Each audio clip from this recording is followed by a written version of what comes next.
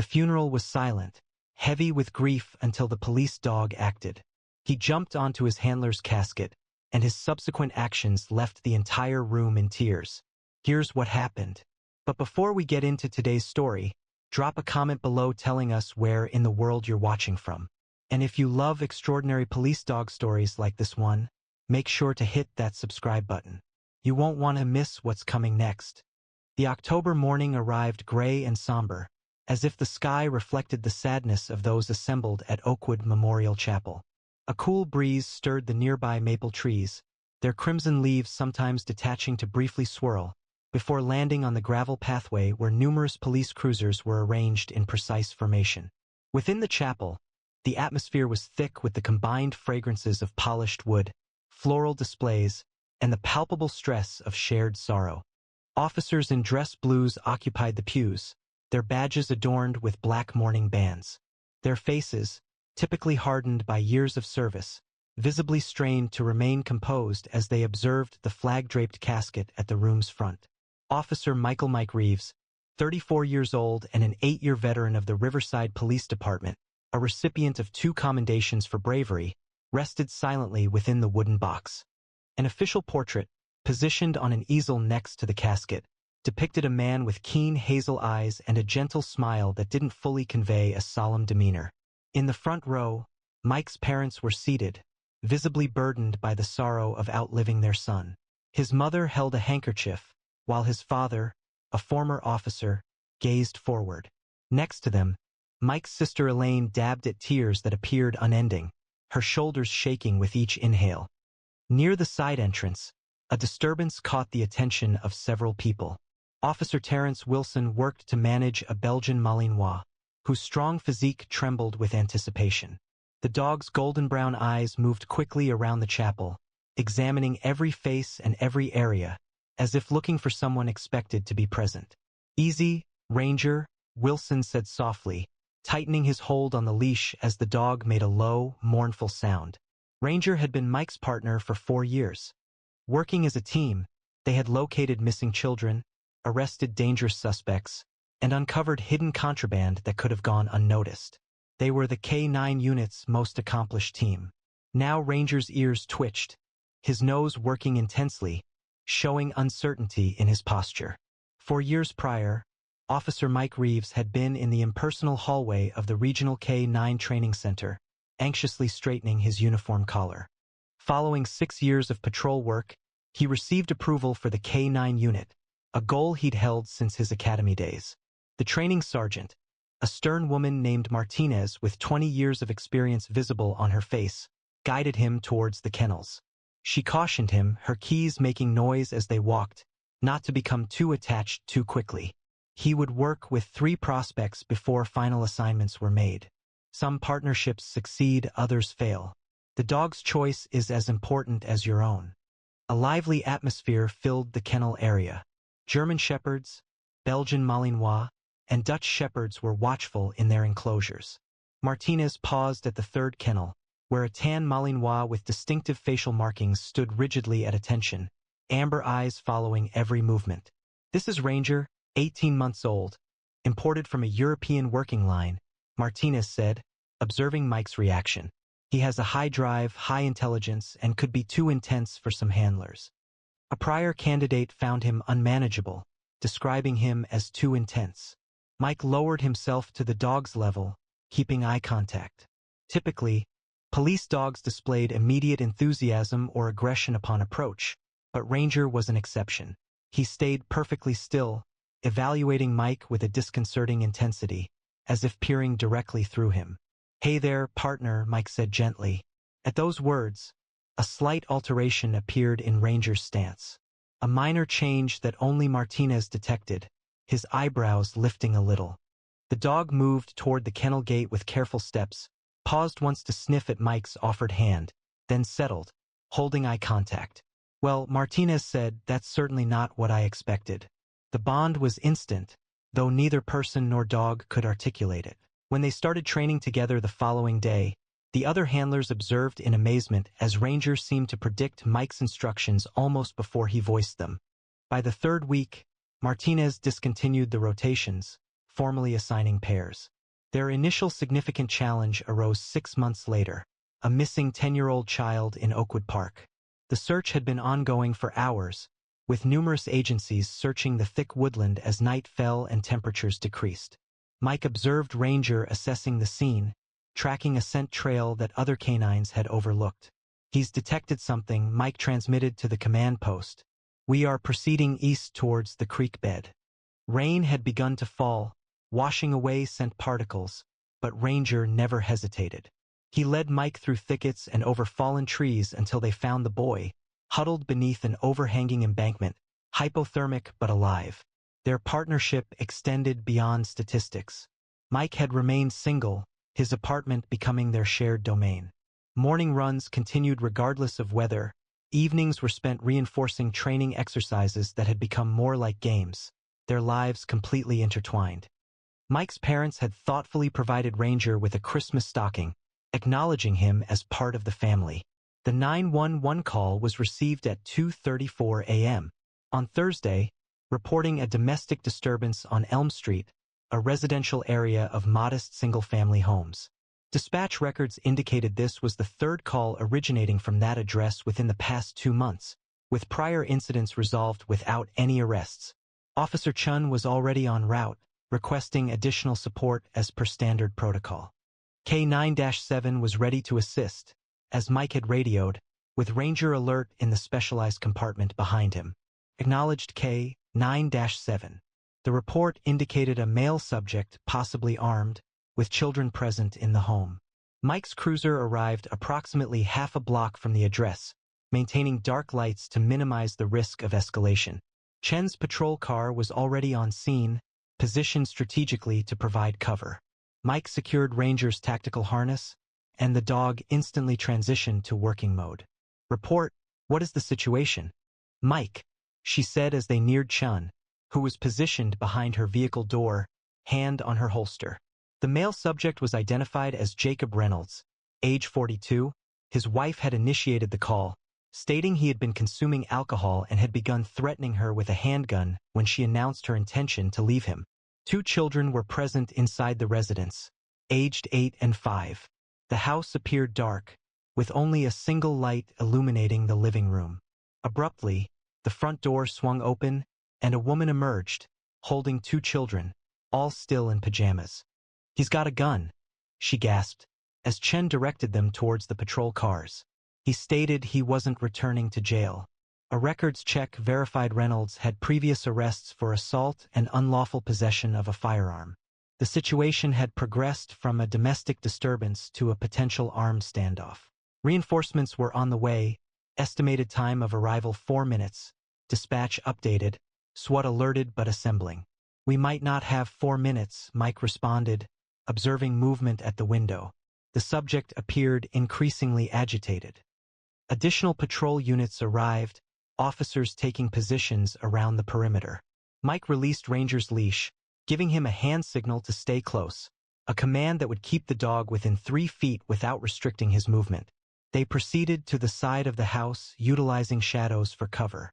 "Got a visual," Mike reported quietly into his shoulder. Mike's subject in living room, confirmed armed, handgun in right hand, appears highly agitated. Captain Walsh's voice crackled over the radio. "Hold positions." Ostage négociateur en route. Reynolds, however, disregarded the order. The front door exploded inward. A figure appeared against the light within, weapon raised. "Stay back," he yelled, swinging the gun haphazardly between officers. Reynolds discharged a stray shot that struck Chen's patrol car. Officers retreated behind cover, issuing verbal instructions but refraining from firing due to the family's location behind vehicles. Reynolds moved down the front steps. One now pointed directly at the group, including his wife and children. Mike assessed the situation instantly. Reynolds had an unobstructed view of his family. Officers lacked a secure vantage point, and the man's finger was closing on the trigger. Mike gave Ranger the silent command they'd practiced repeatedly. 2 quick taps on his thigh, indicating an apprehension attack. Ranger surged forward with explosive speed, a tan blur in the darkness. At the same time, Mike moved to flank, positioning himself between Reynolds and his intended targets. Reynolds noticed the dog approaching and redirected his weapon towards the new danger. 2 shots echoed through the night. Ranger connected with Reynolds' arm, the expertly trained bite causing the man to drop his weapon. Both men went down, but Reynolds managed to fire first, with a bullet impacting Mike's chest just beneath his vest. A second shot followed from Mike's service weapon as he fell, hitting Reynolds in the shoulder, disabling him but not fatally. "Officer down! Officer down!" Chen's voice broke over the radio as she hurried to Mike, who had fallen onto the asphalt. Ranger kept his hold on Reynolds until another officer secured the suspect, then immediately moved away from the scene, a course of action he would not typically take, and rushed to Mike's side. The dog whined, pawing at his partner's chest where blood was quickly spreading across his uniform. "Stay with me, Reeves," Chen urged, applying pressure to the wound. "Bus is 2 minutes out." Mike's breathing came in shallow gasps, his eyes finding Ranger's. He whispered, "Good boy," lifting a shaking hand to touch the dog's head. "Best partner ever." Ranger lay down beside him, pressing his body against Mike's side as paramedics arrived. They worked frantically, loading Mike into the ambulance, but the bullet had struck at an angle that sent it beneath the protective vest, severing a major artery. Officer Michael Reeves was pronounced dead at Riverside Memorial Hospital at 3:28 a.m. While emergency personnel desperately attempted resuscitation, Ranger stayed in the emergency room hallway, with Officer Wilson holding his leash.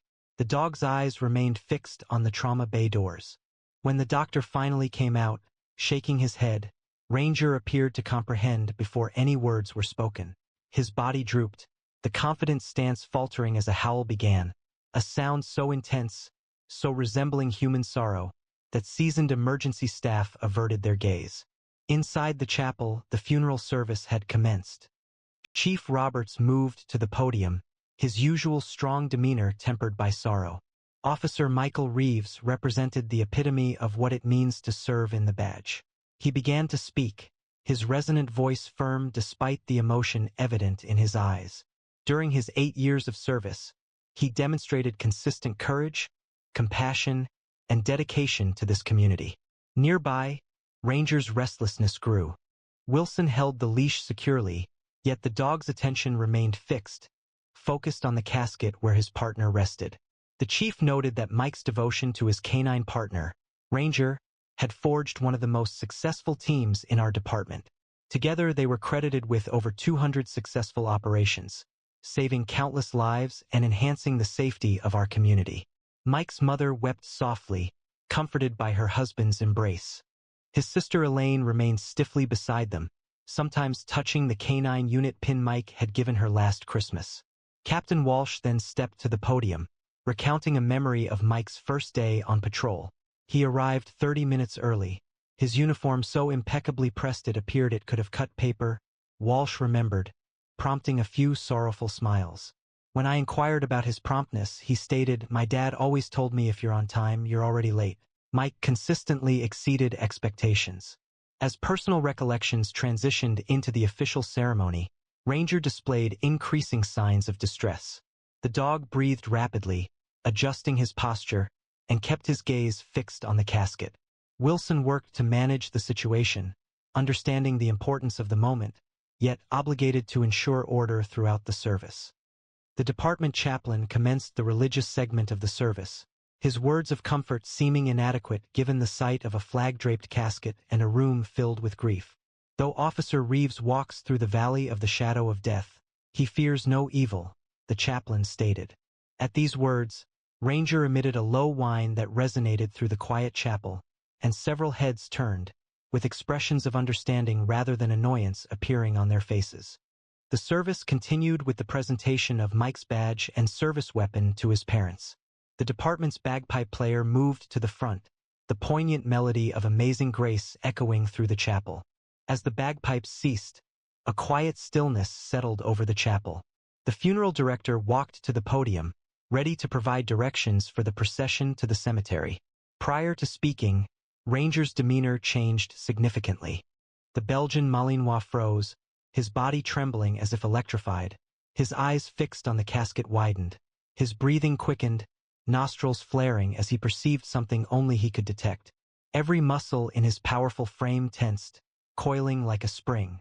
"Something's wrong," Wilson whispered to Martinez, tightening his grip on the leash. "He's never acted like this before." Martinez recognized the signs. "That's not aggression," she whispered back. "That's recognition." At that moment, Ranger initiated his action with a swift advance that surprised Wilson.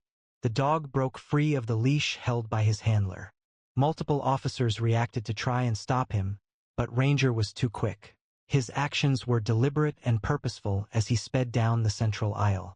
A collective intake of breath spread through the chapel as the Belgian Malinois moved toward the front, his paws making no sound on the carpeted floor. Mike's mother emitted a quiet cry, his father partially rising from his seat. Chief Roberts prepared to proceed, yet Ranger's behavior created a moment of hesitation for all present. It wasn't a display of hostility or fear, it was a sign of clear intention. Ranger approached the casket and halted, inhaling deeply around its sides. Then, with the same effortless skill that had distinguished him during his service, he jumped up, his front paws landing softly on the casket's rim. For a brief instant, he maintained his balance there, his amber eyes assessing the gathered mourners as if awaiting consent. There was no movement and no sound. A hush fell over the entire room. Ranger, with deliberate motions, pulled himself completely onto the casket, his nails producing the faintest clicking sound on the polished wood. The American flag covering the casket moved a little under his weight. The dog turned once, then positioned himself on top of the casket, directly above where Mike's chest would be. "Oh my God," Elaine whispered, tears flowing down her face. Ranger lowered his head, pressing his nose against the wood. He took a deep breath, then released it in a trembling exhale that appeared to hold all the grief imaginable. His ears pressed against his head as he whined, a sound so sorrowful it seemed to permeate the very walls. "Should I?" Wilson began, taking a tentative step forward. Captain Walsh raised a hand, halting him. "No," he said softly, "let him be." The dog's behavior shifted from active to observant. He assumed the familiar alert stance he had held many times in the patrol car, watchful, protective, prepared. His gaze moved across the room as if still performing his duties, still safeguarding his partner. Ranger remained perfectly still, his chest rising and falling in a pattern that appeared synchronized with an unseen power. The first shock among those grieving subsided into a deep silence, not distressing, but respectful. Then Ranger performed an action that shifted the moment from poignant to truly unforgettable. With deliberate slowness, he lifted his right paw and pressed it flat against the American flag, precisely over the spot where Mike's badge would be on his uniform. He maintained the position, unwavering, resolute, and clear. Elaine reacted with a gasp, her hand covering her mouth. "The salute," she breathed, her voice just audible to those close by. "That's Mike's special signal." A quiet buzz of conversation arose within the chapel, as those familiar with the meaning shared it with others. 3 years prior, Mike had developed a distinctive training cue with Ranger. It was a discreet signal, used exclusively between them, a customized gesture that Ranger would execute only in reaction to Mike's particular hand movement. This was not a component of regular police K-9 instruction. It was intimate, unique, and shared solely by them. Officer Chun, who was present the night Mike passed, moved closer to Captain Walsh. "Mike's last touch," she whispered, her voice cracking. Prior to the ambulance arrival, he touched Ranger's head in the manner he always used when issuing that command. It wasn't simply a gesture, Martinez explained softly to those present. It represented their method of conveying a message, signifying mission accomplishment when verbal communication was impossible. I have never observed another team exhibiting such a profound connection. As Ranger held the salute, his gaze remained steady and observant, as if anticipating additional direction. A profound quiet settled over the chapel, punctuated only by quiet weeping from Mike's family. Mike's father rose abruptly, his action capturing everyone's attention. The former officer moved toward the casket deliberately, maintaining a dignified posture despite the sadness visible on his face. He halted near Ranger, standing respectfully without touching the dog. Then, with careful control, he performed a formal police salute. "Mission accomplished. Son," he said, his voice thick with feeling but audible in the still room. One by one, each uniformed officer in the chapel stood and repeated the gesture, a multitude of salutes recognizing not only their deceased comrade, but the connection they were observing. Even civilian mourners rose, palms on their chests, accepting something beyond common comprehension. Ranger maintained his posture for a few more seconds, then gradually lowered his paw. He adjusted his position near the casket, turning to look at Mike's father.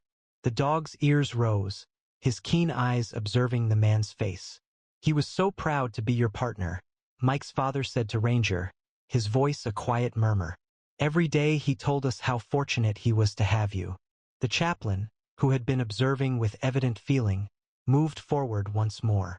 "In 20 years of service to the department," he said, speaking to those present, "I have conducted far too many ceremonies like this one. I have never seen such a demonstration of the connection between an officer and his canine partner." He paused, regaining his composure.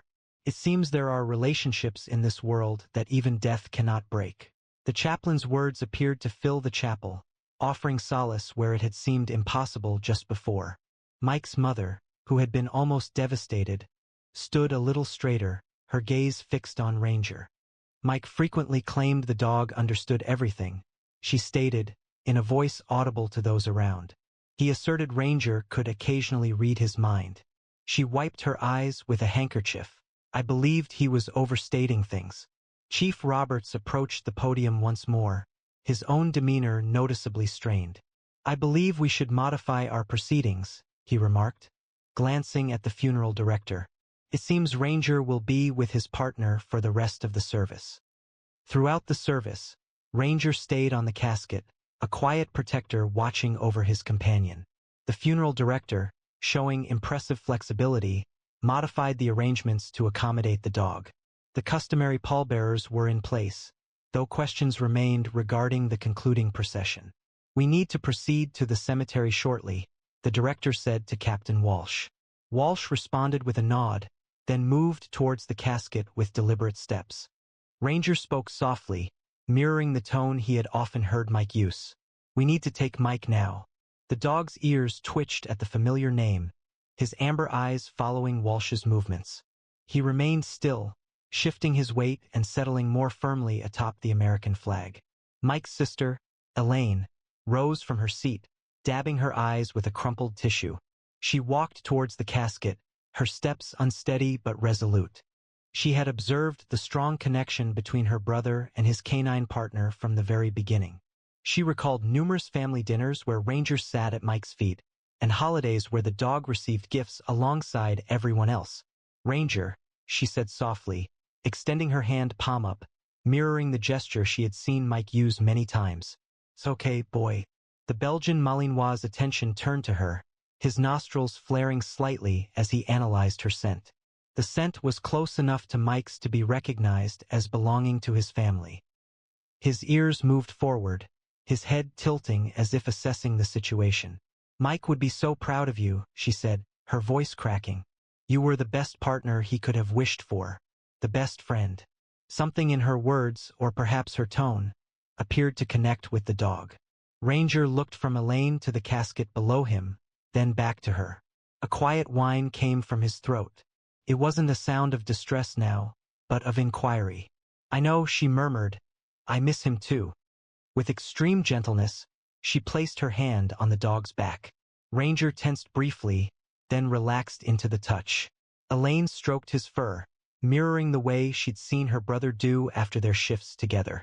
"We need to take Mike to his resting place now," she explained, speaking as if the dog understood every word. "Perhaps he did. Will you help us do that?" The chapel remained utterly silent, with everyone holding their breath as they observed this private moment. Ranger regarded Elaine for a considerable time, then rose slowly and deliberately. His movements were measured and respectful, ensuring his stability on the casket's curved top. For a brief moment he stood rigidly, resembling a dog in peak condition. Then, with a grace that moved many to tears, he descended from the casket, stepping gently onto the carpeted floor near Elaine. Wilson moved forward with the leash, but Elaine halted him with a raised hand. "Let him walk with us," she said, "with no restrictions." Mike would have wanted it. Chief Roberts gave his consent, and Wilson moved aside. The pallbearers arranged themselves, raising the casket with coordinated precision. As the solemn procession began its descent down the central aisle, Ranger stepped alongside the casket, positioned at heel, precisely where he would have walked beside Mike during patrols. Outside, the autumn air held the fragrance of rain in the distance. The hearse door closed with a quiet finality, sealing the last chapter. Ranger watched, a flicker of confusion returning to his stance. Wilson approached, anticipating the dog might need reassurance, but before he could offer the leash, Ranger acted. The Belgian Malinois walked purposefully to the police motorcycle that would lead the procession, Mike's motorcycle, now solemnly draped in ceremonial black bunting. Ranger settled beside it, adopting the familiar posture he'd used countless times when Mike was getting ready for their shift. Captain Walsh looked at the motorcycle officer who would be leading the procession. "Can you accommodate him?" The officer, who had previously worked with Mike and Ranger for years, responded immediately. "It would be an honor, sir." With care, the officer assisted Ranger into the specially adapted sidecar, designed for K-9 transport during parades and ceremonial events. The dog relaxed, his demeanor alert yet composed, as if accepting the situation. Upon arrival at the cemetery, the concluding ceremonies proceeded with military formality. The honor guard conveyed the casket to the gravesite, with Ranger following closely, still unrestrained but maintaining impeccable control. The chaplain offered concluding words of solace as the casket was placed. As the formal folding of the flag commenced, Ranger observed with unwavering attention, following each action. The carefully folded triangle was given to Mike's mother, who held it close. Next, the rifle salute occurred, 3 volleys that echoed through the autumn air. Ranger reacted slightly at the initial shots, but remained in position. By the 3rd volley, he remained perfectly still at attention, seemingly acknowledging the respect being shown. As the bugler played taps, the somber notes lingered in the air. Ranger advanced 3 steps. With careful movements, he lifted his paw again, pressing it against the casket in that customary salute, a concluding gesture between comrades that moved many to tears. When the final note subsided, Ranger retreated, then settled down near the gravesite, his chin resting on his paws. He remained steadfast until the last mourner had left. The cemetery gradually emptied, with mourners departing in small groups, many taking a moment to look back at the striking scene. A devoted dog kept watch near his partner's final resting place. Mike's family were the last to leave the gravesite. His father knelt beside Ranger, placing a calloused hand on the dog's back. "You'll always have a home with us, boy," he said, his voice thick with feeling. Mike would have wanted us to support one another at this time. The Belgian Malinois looked up at him, its amber eyes reflecting a depth of understanding that went beyond the boundaries of species. He shifted a little closer, acknowledging the bond, then turned his attention to the casket now being placed in the ground. Captain Walsh came forward, taking off his formal hat and holding it to his chest. He stated that the department had considered Ranger's future. Traditionally, canines are retired after their handlers pass away. Mike's mother looked up sharply. He was too young to retire. Too skilled. Walsh nodded. "That's what we believe as well. With your permission, Officer Wilson has volunteered to become Ranger's new handler. They already share a connection, and Wilson initially trained with Mike." Elaine wiped away fresh tears. Mike would agree. He often said Wilson was the only other officer Ranger seemed to truly listen to. As if in agreement with her words, Ranger stood, shaking his coat slightly. He glanced between the family members and Walsh, then purposefully moved to stand beside Wilson, who had come closer quietly. "I'll never replace Mike," Wilson said, his voice faltering. "I wouldn't attempt to, but I pledge to you and Ranger that I will respect their partnership in our work together." Ranger looked once more at the gravesite, his stance conveying a sense of finality, an acceptance that had not been visible previously. With deliberate movements, he turned and walked beside Wilson toward the waiting police vehicles. He did not look back. As any good officer would, He was moving forward, carrying the legacy of his fallen partner with him into whatever missions awaited. The bond between a canine officer and their handler exemplifies one of the most sincere partnerships in law enforcement, founded on absolute trust, steadfast loyalty, and a connection that transcends verbal communication. The final tribute given by Ranger serves as a poignant reminder that profound feelings are often conveyed through actions rather than words. Have you ever observed a moment where an animal appeared to comprehend death or loss in a manner that seemed inexplicable?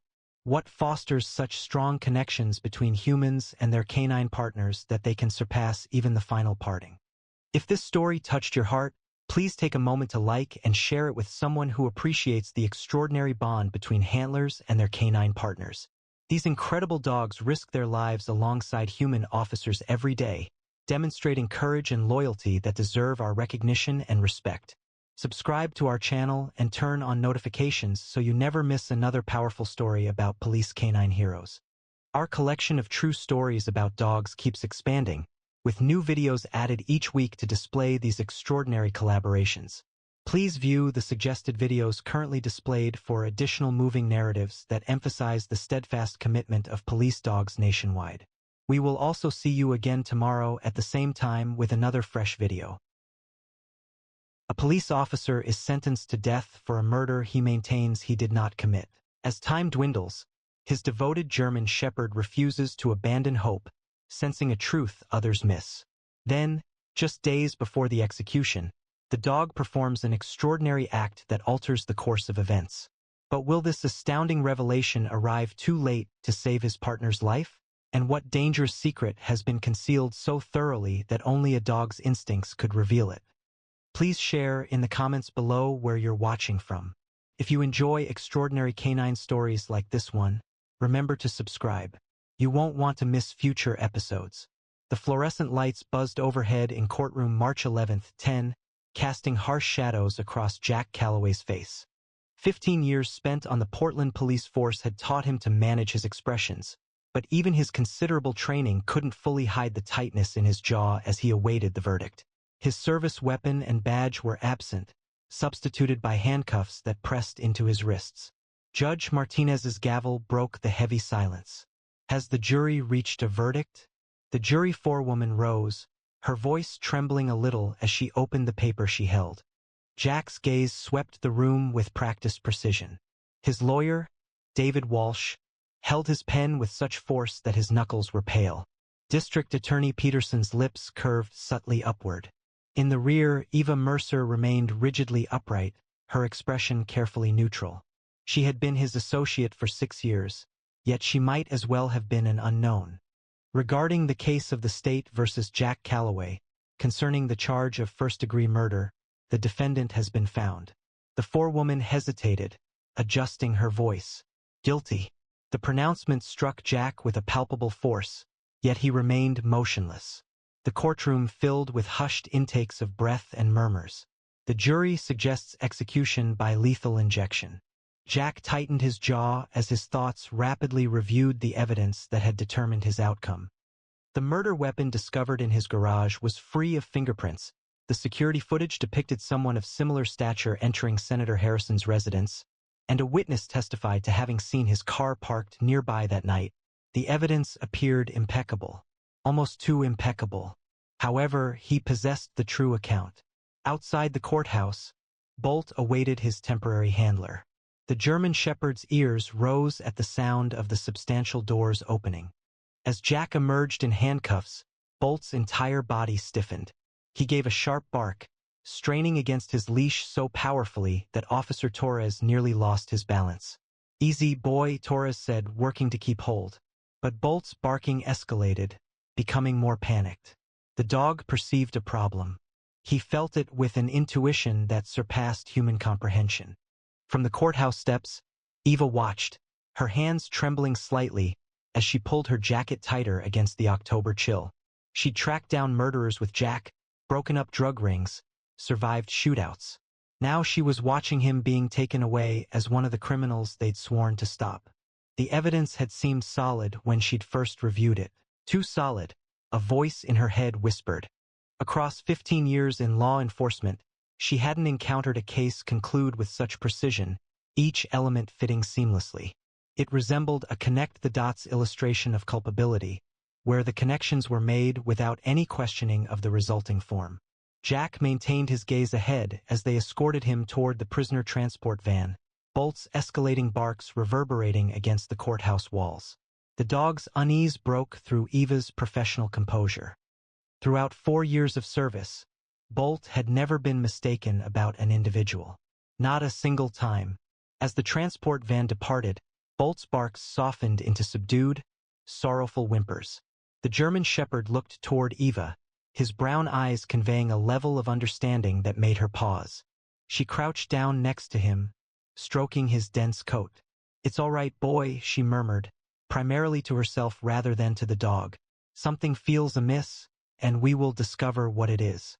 District Attorney Peterson walked past, his expression conveying his recent victory.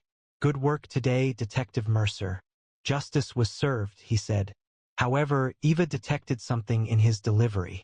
Felt like a warning, or maybe a challenge. She recalled Jack's words from 3 weeks prior, shortly before his arrest. "There's something bigger going on here, Eva. The Harrison case. It's just the surface." She had disregarded his worries then, preoccupied with the increasing evidence against him. Observing Peterson walk away, while Bolt growled quietly beside her, she pondered what her partner had uncovered that warranted framing him for murder. The van vanished around the corner, transporting Jack toward death row. Bolt's posture became rigid, his ears attentive, as if he sensed Eva's hardening determination. She rose, her decision becoming clear. Jack had instructed her that the truth wasn't always as it appeared. The moment had arrived to apply those lessons and uncover the truth surrounding Senator Harrison's death, before time expired for her partner. The metal door of cell 241 closed with a hollow clang that seemed to resonate through Jack's bones. The confined space felt like a tomb. It contained bare concrete walls, a narrow cot with a thin mattress, and a stainless steel/toilet sink combination that had seen better days. A single artificial light buzzed overhead, offering no natural illumination. "Welcome to death row, Detective," the guard stated, his voice devoid of feeling. Or, as he added, ex-detective. Jack remained still, positioned in the middle of his cell, his thoughts wrestling with the starkness of his circumstances. The sound of the guard's footsteps diminished as he walked away, leaving Jack solitary, accompanied by the echoes of metal doors, indistinct voices, and his own introspection. Across town, Eva opened the door to her apartment, Bolt following closely.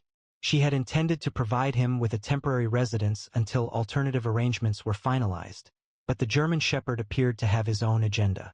He moved restlessly between the door and the window, his nails tapping against the hardwood floor. Frequently, he would pause and whine, looking at Eva with eyes that seemed to convey an urgent message. Eva arranged the case files on her kitchen table, the lamp creating long shadows on the wall. She had examined them a dozen times prior to the trial, but something about Bolt's behavior at the courthouse had ignited a renewed sense of purpose. Her focus initially landed on the murder weapon, a .45 caliber pistol discovered in Jack's garage 3 days following Senator Harrison's death. The ballistics analysis confirmed a perfect match, and the gun had been meticulously cleaned to remove fingerprints. She mused it was almost excessively clean, recalling Jack's insistence on meticulous weapon upkeep. Had he employed it, there would have been traces of gun oil, rather than this pristine condition. Bolt abruptly ceased his pacing, his head turning sharply towards Eva's front door. A low growl emanated from his throat as footsteps neared in the hallway. Eva's hand automatically moved to her service weapon, but the footsteps continued past. Bolt's growl subsided, although his vigilance persisted, his body rigid and prepared. Her phone vibrated. A message from Detective Rodriguez read, "Leave it alone, Mercer. The case is closed." Eva's jaw clenched. She hadn't informed anyone that she was examining the files. The following morning, she went to the evidence lockup, displaying her badge to Officer Chin. "I need to review some items from the Harrison case." Chin seemed uneasy.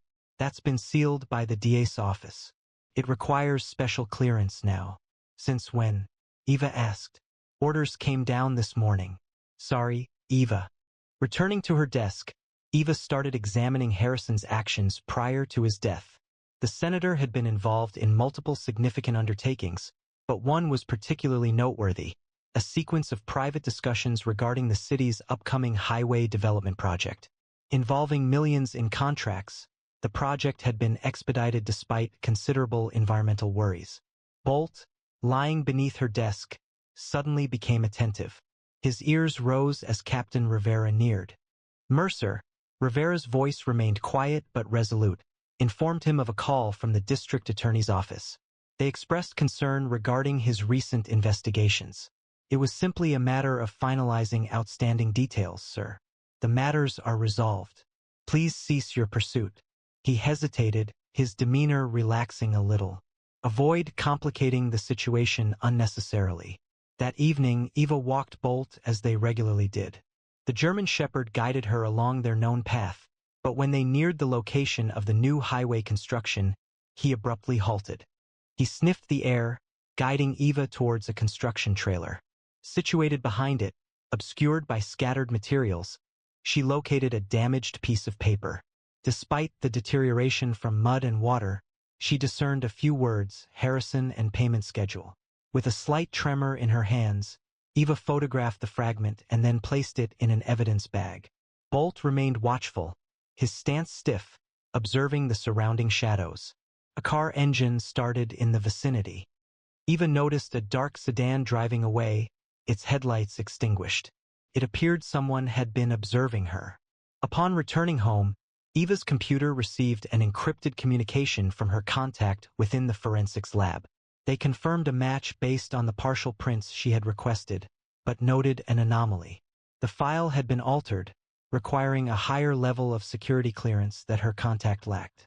Eva was preparing to reply when Bolt's growl shattered the silence.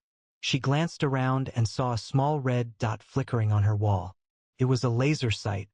Without hesitation, she dropped to the floor as her window exploded inward. Glass rained down as Bolt's powerful barks filled the apartment. Eva crawled to her weapon, her heart pounding. It was clear now.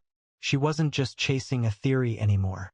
She was getting close to something, and someone was willing to kill to keep it hidden. The early morning fog clung to Eva's shoes as she and Bolt approached the back entrance of the Harrison estate. Fragments of yellow police tape drifted in the breeze, a diminishing echo of the senator's tragic death.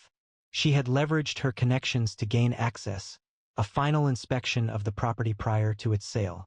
Bolt proceeded purposefully, his nose actively analyzing the air as he tracked a scent trail perceptible only to him.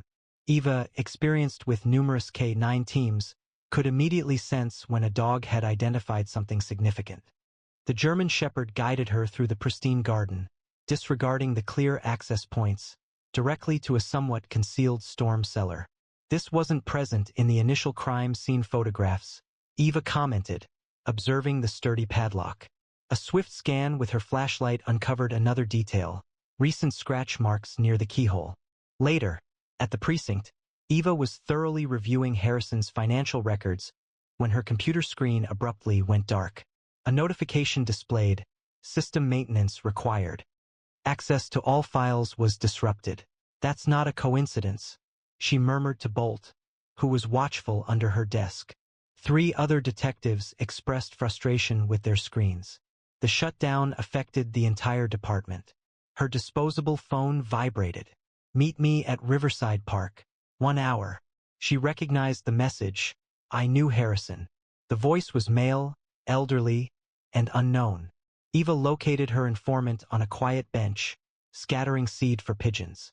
Former Judge Michael Conway retired 3 years ago following 2 decades of service on the bench.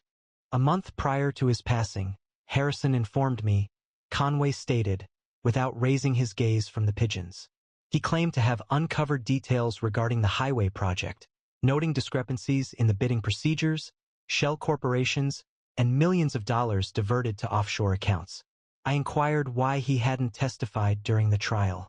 Conway's hands shook as he tossed more breadcrumbs. He explained that the last individual Harrison shared his concerns with subsequently died in a robbery gone wrong. I then questioned him about his partner. He finally made eye contact. Calloway was getting too close. They needed him removed. A jogger approached. Conway became silent until they passed. Harrison maintained proof. Records, recordings, everything. A sudden sharp sound echoed through the air. Conway lowered his head, a tiny red mark appearing on his forehead. Bolt's warning bark arrived a fraction of a second too late. Eva moved quickly to safety behind a concrete planter as another shot stirred up dirt close to her feet. Bolt remained down low, his training taking over as he directed her towards the nearest exit. They reached her car as police sirens started to sound faintly in the distance. That evening, Eva remained in her apartment, her hands still trembling as she examined her notes. Conway's final words resonated in her mind. Harrison possessed evidence. The storm cellar. It needed to be there. Her phone sounded. Jack's lawyer. They were accelerating the execution date. There were 2 weeks, possibly fewer. Eva's stomach sank. 2 weeks. It wasn't sufficient time. A scrape at her window startled her, but it was merely a tree branch. Then she observed a detail. The limb was positioned too near. It hadn't been that close yesterday. Bolt check, she instructed. The German shepherd proceeded to the window, his demeanor shifting immediately. A suppressed growl emanated from his chest. Eva cautiously drew back the drape. A compact camera had been affixed to the branch, its lens focused squarely on her desk. The following morning, she returned to the Harrison estate prior to sunrise. Her lock picks compromised the storm cellar lock after 10 fraught minutes. Bolt initiated the descent, his training evident as he swiftly cleared the area. The cellar was bare, containing only a steel filing cabinet and a laptop coated in dust. Eva felt disheartened, but Bolt began nudging a particular point on the floor. His actions were clear, he had located something. A dislodged floorboard exposed a concealed compartment. Within it, a waterproof case held precisely what Conway had described: files, USB drives, and a voice recorder. Eva had just obtained the evidence when Bolt's warning bark broke the quiet. Footsteps sounded from above. Detective Mercer's voice called down, a sound she recognized. "Find anything of note?" A chill went through her. It was Captain Rivera. He continued, "I genuinely hoped you'd be more perceptive than Calloway. That you'd grasp that certain questions are best left unanswered." His flashlight beam sliced through the gloom as he came down the stairs. Eva detected the unmistakable sound of a firearm being prepared. Bolt placed himself between Eva and the looming danger, his body tense and prepared. They were confined below ground with incriminating proof and a compromised senior officer. Regardless of what transpired next, there was no possibility of retreat.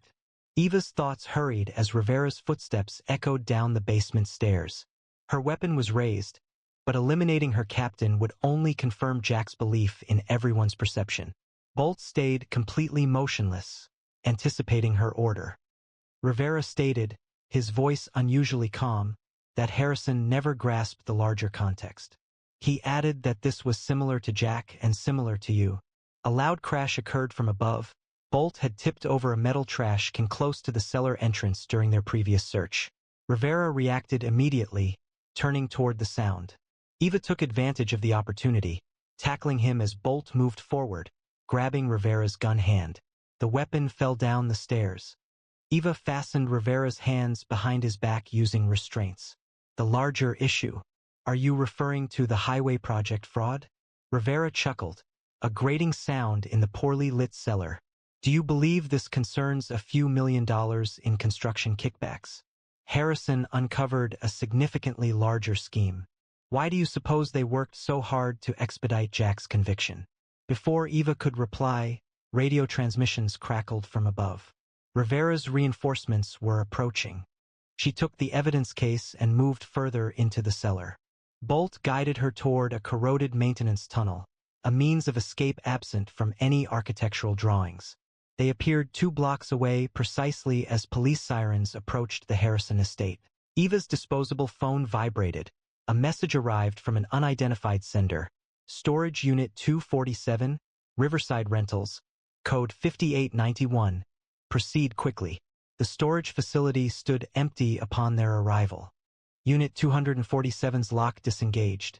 exposing a limited area holding just a laptop and a manila envelope. The laptop activated, displaying a video file already prepared. Senator Harrison's face appeared on the screen, the timestamp indicating 3 days prior to his murder. The message began, "If you are viewing this, I am likely deceased. What I have discovered extends beyond corruption. The highway project serves as a disguise. The construction company, the offshore accounts, they all conceal something significantly greater. Criminal enterprises, including international drug trafficking and weapon shipments, are utilizing our port. Law enforcement, judicial figures, and city officials appear to be complicit. I have gathered evidence implicating everyone, including..." The recording ended unexpectedly. Eva examined the manila envelope, discovering photographs of prominent officials at clandestine gatherings, financial records detailing substantial transfers, and a roster of individuals. Her hands shook as she identified them: judges, politicians, and senior police personnel. Alongside each name, a corresponding number appeared, presumably indicating their share of the undertaking. Bolt's cautionary growl resonated just as the storage unit's door violently shut, casting them into complete darkness. The sound of a padlock securing itself reverberated within the restricted area. "Detective Mercer?" A voice called out from beyond the door. "District Attorney Peterson." A statement followed. "I have to admit, you've been more persistent than we anticipated, but this ends now." The distinct odor of gasoline drifted in from beneath the door. Eva's heart pounded as she listened to liquid being poured near the unit. "It's unfortunate," Peterson said. "A distressed detective, struggling with her partner's conviction, experiences a devastating accident while investigating conspiracy theories. That's the story the newspapers will present." Eva felt along the unit's rear wall, locating what she had observed previously: a maintenance panel weakened by age. As Peterson spoke at length outside, she silently worked it free. The service weapon would be located in the ashes, naturally, along with any evidence you believe you've uncovered. A regrettable conclusion, but unavoidable. The clear sound of a lighter igniting prompted Eva to move. She forced open the panel, entering a confined maintenance corridor. Bolt followed closely as flames erupted behind them. They reached the open air as smoke began pouring from the storage facility. Eva had succeeded in concealing the laptop and key documents within her jacket, though she anticipated Peterson would believe everything had been destroyed. Her phone vibrated. A message arrived from Jack's attorney. The execution date was established: 8 days. Eva glanced at Bolt. His fur soiled from their flight, yet his eyes were watchful and prepared. They possessed the evidence now, sufficient to reveal everything.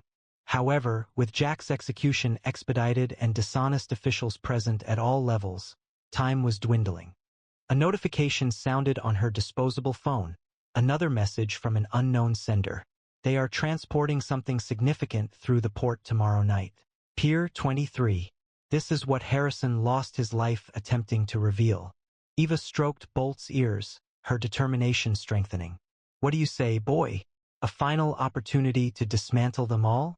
Bolt's firm bark was the response she required. 7 days remained until Jack's scheduled execution. Eva positioned her car near Pier 23, Bolt watchful in the rear seat. The port security cameras had inexplicably stopped functioning 10 minutes prior. Through her binoculars, she observed unmarked trucks maneuvering to the rear of a recently arrived cargo ship. "This is Detective Mercer," she murmured into her encrypted radio.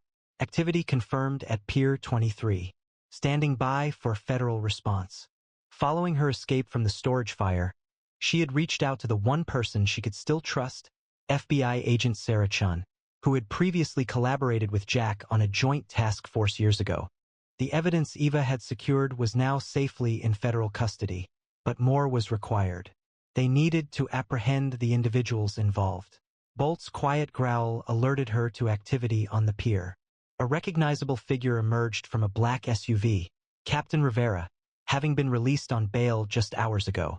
He was accompanied by District Attorney Peterson and a man Eva identified from Harrison's photos, Marcus Reynolds, CEO of the construction company at the core of the situation. Her radio transmitted a message: All units maintain current positions. A sudden, forceful rap on her passenger window startled Eva. She turned to see Peterson there, a gun pointed at her head. "You're becoming a real problem, Detective," he said, his smile chilling in the darkness. "Get out of the car. Both of you." As Eva exited, Bolt following closely, she observed other people stepping out of the shadows. They had been anticipating her. "Your persistence is admirable," Peterson stated, leading them toward the pier. "But did you truly believe we wouldn't be monitoring you? That we didn't anticipate your actions?"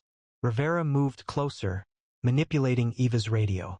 "Reinforcements from the federal government aren't arriving. That frequency has been compromised for several hours." They were directed to the location where Reynolds was watching the unloading process. Boxes were rapidly moved from the ship to the trucks. "You find it amusing, don't you?" Reynolds commented without looking at Eva. Jack nearly understood everything. The construction project, the port access, everything. He concentrated excessively on Harrison and neglected to scrutinize his own department. "You are correct," Eva responded, her hand moving slowly to her back. "He should have." Bolt's ears twitched at the sound of footsteps on metal overhead. Eva smiled. "However, I did." Gunfire erupted as FBI snipers opened fire from the surrounding cargo containers. The genuine raid team had never employed the radio. That was a diversion intended to elicit their observation. Disorder broke out on the pier. Peterson raised his weapon, but Bolt acted more swiftly, propelling himself at the DA with practiced accuracy. Eva took cover as gunfire began from multiple directions. "FBI! Everyone on the ground!" Through the confusion, Eva noticed Rivera moving toward a vehicle.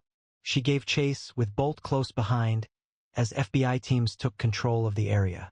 Preventing Rivera's escape was crucial. He represented their connection to everyone implicated, extending to the highest echelons. The pursuit led them through a complex arrangement of cargo containers. Rivera was attempting to reach a waiting boat.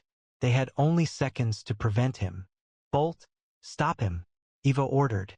The German Shepherd surged forward, a swift display of focused strength, precisely as Rivera arrived at the boat's ladder. Bolt's jaws closed on Rivera's leg, causing him to fall heavily onto the dock. As Eva restrained him, Rivera exclaimed, "You have no idea what you've done." As others learned, they already knew. Eva interrupted, noting the increasing number of FBI vehicles. "We didn't just target you tonight. Teams are engaging with judges, politicians, and police officials throughout the city." It's finished. Her phone vibrated. A message from Agent Chun. "Evidence secured. Proceeding to the governor's office now. Instruct Jack to remain." Eva glanced at her watch. 6 days, 13 hours remained until the execution. For the first time in weeks, she permitted herself a glimmer of hope. A chill ran down her spine, even as Rivera's laughter echoed as she led him away in cuffs. "You really think this is over?" She wondered. There's still time for accidents to happen, especially in prison. 20 hours remained until Jack's execution. Despite the FBI raids and mounting evidence, the governor hadn't signed the stay of execution. Eva paced the prison's administrative office while Bolt sat alert by the door. "Someone's blocking our access to the governor," Agent Chin explained, frustration evident in her voice. "Whenever we approach a resolution, we're being rerouted to less senior personnel. They appear to be delaying action." Eva's phone received a notification. It was an encrypted message from an unidentified sender. "Loading dock. Prison kitchen. Midnight. Your partner will not survive until morning." She presented the message to Chun. "They are planning their operation tonight. We cannot initiate a movement of Jack without the necessary approval," Chun cautioned. "If we are incorrect, the consequences will be significant." Eva glanced at her watch. It was 11:45 p.m., and we have exhausted our available time. The prison's loading dock lay in shadows and silence as Eva and Bolt established their concealed location. Using her night vision scope, she identified 3 individuals near the kitchen entrance. One was dressed in a guard's uniform. "Target confirmed," she murmured into her radio. "They're here." The compromised guard unlocked the door, and 2 additional figures entered. Eva identified one by his characteristic limp. Marcus Reynolds himself had arrived to guarantee Jack's silence. Hold position, Chen's voice crackled in Eva's earpiece. Minutes passed slowly. Eva's heart raced as she pictured them moving through the prison's corridors toward death row. Toward Jack. Suddenly, Bolt's ears twitched. A different sound. A vehicle approaching rapidly from behind. We've got company, Eva warned, but it was too late. Floodlights burst on, revealing the loading dock. They had entered a trap. Detective Mercer, District Attorney Peterson's voice, resonated through a megaphone. He had secured bail just hours prior. Did you genuinely believe we'd permit your interference? Gunfire broke out from several locations. Eva and Bolt took cover behind concrete barriers as bullets ricocheted off metal nearby. Over her radio, she heard Chen's team clashing with hostiles on the opposite side of the prison. Chun is dividing our forces. Reynolds is still moving toward Jack. Chun shouted back over the sound of gunfire, "Little busy here." Eva looked at Bolt and saw the same determination in his eyes that she felt. "Ready, boy?" The German shepherd's muscles tensed in response. They moved as one, Eva providing covering fire while Bolt charged forward, a focused missile of fur and fury. He crashed into the nearest gunman, creating the opening they needed. They sprinted for the kitchen entrance, bullets tracking their path. Within, they detected the sound of footsteps resonating along the corridor leading to death row. A contest was unfolding, and failure was not an option. The execution chamber awaited at the corridor's conclusion. This time, there would be no further opportunities. 2 months later, Jack Calloway stood in the morning sunlight outside the courthouse, Bolt positioned beside him. The press conference had just concluded. The investigation revealed a sprawling corruption scheme involving 37 indictments, including 2 judges, the district attorney, and multiple high-ranking police officials. The corruption network that had nearly cost Jack his life was finally exposed. Eva observed from the sidelines as Jack knelt to ruffle Bolt's fur. The German shepherd's tail wagged with unrestrained joy, a stark contrast to his desperate barks on that fateful day of the conviction. Some attributed their discovery of the truth to mere luck, but Eva knew better. Occasionally, the most dependable evaluator of character walked on 4 legs. If you found this story as remarkable as we did, please share it with fellow K9 and true crime enthusiasts. What moment kept you captivated? Let us know in the comments below. We're also interested to know where in the world you are watching this compelling story of loyalty and justice from. Share your location in the comments. Ring that notification bell to ensure you never miss an upload. For more amazing K9 cases, please view our latest videos now. Until next time, remember, sometimes the biggest heroes have 4 paws and a badge.